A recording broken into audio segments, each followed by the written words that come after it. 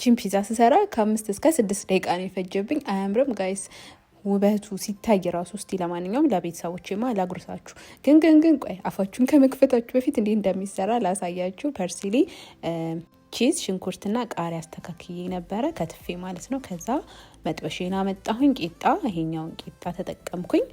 በትንሽዬ ስፒድ ነው ያደረኩት ጋይዝ፣ በትንሽዬ ማለት ነው። ምክንያቱም እቺ ቂጣዋ ቀጠን ያለች ስለሆነች እሷን ወደ ማሞቅ ነው የሄድኩት። በመቀጠልም የተሰራ ስልስ ነበረኝ።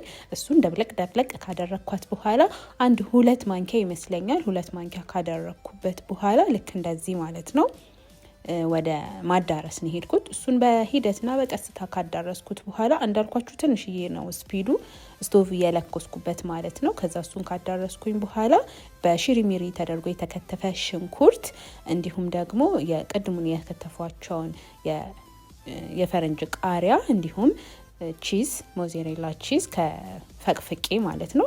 እሱን ካደረኩኝ በኋላ ከላይ ደግሞ ፐርሲሊ ያደረኩት ፐርሲሊ ድቅቅ አድርጌ ከተፌ ማለት ነው።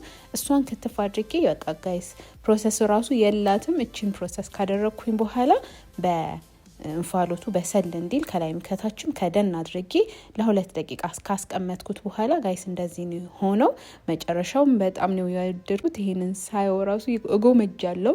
ምንም ማድረግ አንችልም። እስቲ እንግዲህ ደግመን እንሰራለን። ለማንኛውም ፋይናል ሪዛልቱ ይሄንን ይመስላል። እንዴት አያችሁት? ከወደዳችሁት እናንተ ሞክሩት። የተለያዩ ቪዲዮዎች እንዲደርሳችሁ ደግሞ ይሄንን ፔጅ ፎሎ፣ ሼር፣ ላይክ ማድረጋችሁን እንዳትረሱ። በብዙዎቻችሁ ጥያቄ መሰረት ደግሞ ዩቲዩብ ቻናል ከፍቻለሁ። ባዮ ላይ ቻናሉ አለ። እየገባችሁ ሰብስክራይብ ማድረጋችሁን አትርሱ። በሌላ ቪዲዮ እስከምንገናኝ ድረስ ሰላም ሁኑልኝ። ቻው ቻው።